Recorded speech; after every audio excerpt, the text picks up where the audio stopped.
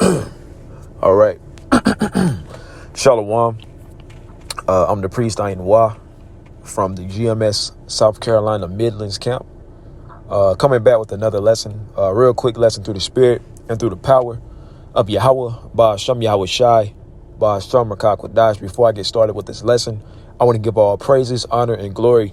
Call Halayim La Yahweh, Ba'asham Yahweh Shai, Bahasham Rakak Wadash. Double honors to my apostles and to my elders of Great Millstone that rule well, which taught me this truth, who are the true leaders of Israel today. And also peace, love, blessings, and salutations to the elect. All right, Shalom. And this is going to be a real quick lesson, right to the point. I'm on my first break at my plantation and whatnot. So, I got to, be in and out. But nonetheless, I was watching this street speaking. It's on Elder Yashawamba's channel. He was out there in San Francisco with the San Francisco brothers. And this is a heavy, street speaking just through the spirit, Baba Kushah. You sincere Akim, go and watch this lesson. And about, I think it's around the, it might be the 2 minute and 12 mark. I can't remember. But, they was pretty much going into how Esau pretty much wants to control your mind. That's basically Esau's MO. He wants complete and utter control. And if you could control someone's mind, aka their spirit, then you pretty much got them. And that's what Esau is doing. He that's why he's playing the mind games with the people, because Esau really wants to control your mind, right? And I believe the brother's name is Kanak. He made a great point when he said pretty much when it comes to, for instance, let's take voting for an example, right? When it comes to voting, pretty much Esau don't care about who you vote for. Esau wants to, because at the end of the day, Esau's going to put who he wants to put in office, right? But the reason that they got the whole thing set up, the voting booths and whatnot, the reason why they have these things set up is to see where the people's mindset is at. How many people are pretty much who's going to support. They want to see where your mind is at. And Esau's pretty much saying, oh, okay, they really believe in this shit. I got them. I got their minds. This is the point that the brothers was making in this street speaking. So, like I said, Baba Kushah, go and watch this this lesson, and it's very edifying. But I want to just pretty much touch on how, when it comes to the remnant, Lord willing, I'll be of that number. Esau's not going to be able to control the minds of the elect, that remnant, right? See, Esau, when it comes to the 2/3, Esau pretty much got them, but Esau really wants to get all of us. So that's why, and Esau is preparing to come down with great wrath upon the true prophets, the true believers of Yahweh Ba'asham Yahweh Shai. Because if you can't bribe anybody with the things of this world, money, women, jewelry, whatever, if you can't bribe, someone to do what you want by promising them or trying to bribe them into something that's of this world, right? Then guess what? They're dangerous. If you can't do that, then what can you do with that person? See, Esau, he can't get the true believers, the true prophets of Yahweh Ba'asham Yahweh Shai to sell out. It ain't nothing that Esau has to offer that can sway the minds of the elect. Because see, when it comes to the elect, Lord would not be of that number. The elect has a mindset that's past this place, right? Because pursuant to 1 John 2 and 17, this place is about to fade away. 2nd Ezra 6 and 9, Esau is the end of the world and Jacob is the beginning of it that followeth. See, we're focusing on, we have our mindset past Babylon, past this failing rulership known as Esau's rulership, man. You see? So I want to first grab this. And like I said, it's going to be quick and to the point. 2 Corinthians 10, I'm going to start at 3 and read down. For though we walk in the flesh, we do not war after the flesh. Right? So, yeah, we're in the physical flesh. Right? But with the mindset that we have that Yahweh Ba'asham Yahweh Shai has given us and strengthening each and every day with us conquering the flesh. That's what it's about. See, we have to understand that we got to conquer this flesh. Right? Now, of course, we're not going to be perfect. Right. That's why we're waiting. That's how we know that we're not in the second covenant, too. Of course, we're not going to be perfect. Right. But each day gives us an opportunity to conquer the flesh, to deny ourselves, right? To build up the spirit more, be more in the spirit. And that's the mindset that the elect is going to have. So it says, for though we walk in the flesh, we do not war after the flesh. We ain't worried about these fleshly things, man. We saying fuck all this bullshit. And like I said, it's a balance. Of course, we're not going to be 100% perfect in the spirit. Of course not. But we want to have more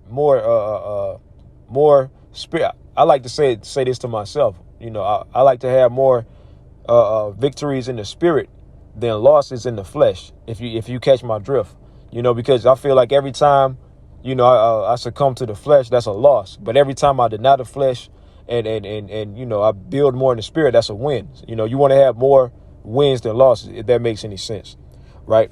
Verse 4, for the weapons of our warfare are not carnal, right? And this is because you got to understand, this is a spiritual war that's going on. You see, Esau is waging war against ultimately Yahweh Shem Yahushai and his true believers. Esau got everybody else, but really he wants to knock off all righteousness, and that's not going to happen, right? But we got to understand that this is a spiritual war that's going on. It's going to get physical, right? But right now it's a spiritual war. And Esau, this is a war that Esau cannot win. He can't win a spiritual war because he's not spiritual. Why? Because he's carnal. So it says, for the weapons of our warfare are not carnal, right? That's why we don't take sticks to camp, right? And a lot of them guys are set up too, but they ain't what this lesson is about. We don't need all that, man. Our weapons are the words of Yahweh Shem Yahushai, the Bible, the scriptures. That's our weapon, right? Yahweh Shem Yahushai is our weapon, you see? And and ultimately we're his weapon, and he's going to physically manifest the elect by giving the elect that 144,000 those new bodies. All of Israel is going to get the new bodies, but I'm talking about in this war when the Lord raises up the 144 with spiritual power to get vengeance on Esau and to round them up. You see, that's when it's going to get physical, but right now it's still spiritual. It says, but mighty through the Most High to pulling down of strongholds. And this is the point that I want to make.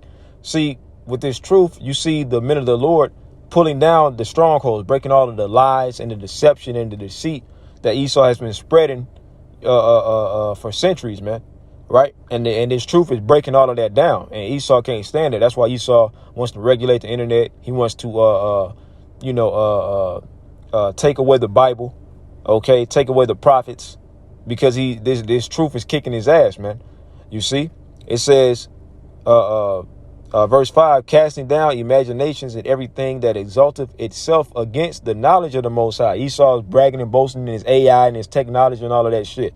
But all of that shit is about to come to naught, and bringing into captivity every thought to the obedience of the anointed. So, yeah, I wanted to go there because this truth is breaking down the strongholds of Esau. And with the strongholds being broken, guess what that's going to lead to? With the strongholds being broken, that's ultimately going to lead to the remnant, right? Because it's all about the elect. Only the elect is going to be able to break away from this system, this society that Esau has created, right? This truth is taking us away from that, because at one point in time, we were all, looking to the so-called white man for answers. We thought he had all the answers. When it comes to science and all of that bullshit, we thought that we was black. We was in black culture, something that was given to us by Esau, right? We thought that we was inferior, so on and so forth, right? But this truth is allowing us to not be dependent on Esau Edom. And that's what he hates, because Esau wants to control our minds. That's why ultimately he wants to bring in the microchip, right?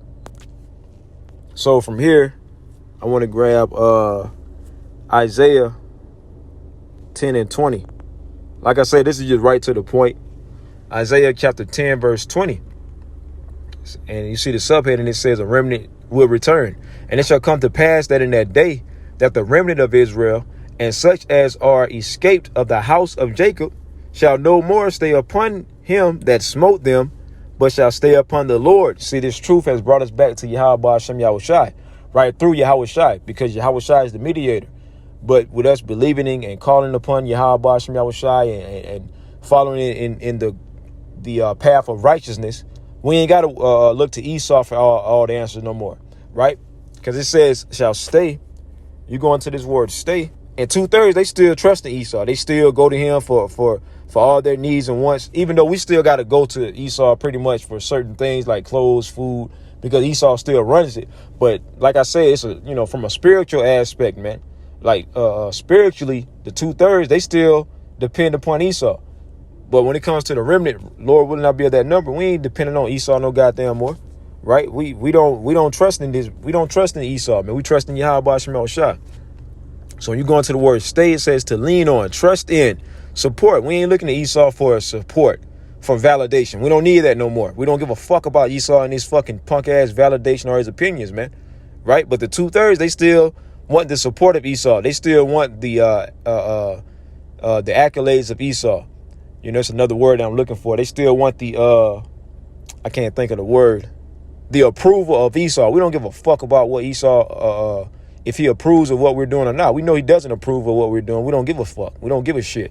Right? But the 2/3, they still want the approval of the so-called white man. That's why they do things, as far as selling out, still, trusting in Egypt. What does Isaiah 30 and 1 say? Never put your trust in Egypt. Matter of fact, I'm gonna grab that real quick.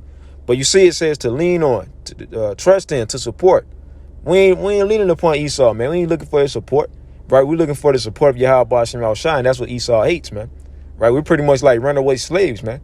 You see, it says, but shall stay upon the Lord, the Holy One of Israel. The remnant shall return, even the remnant of Jacob, unto the mighty power. You see, let me grab this real quick because I got to get back into the plantation. What was I going to? Lost my train of thought. Salakia. Isaiah 30, Barakatah Yahweh Shemel Shai. Let's go to Isaiah 30.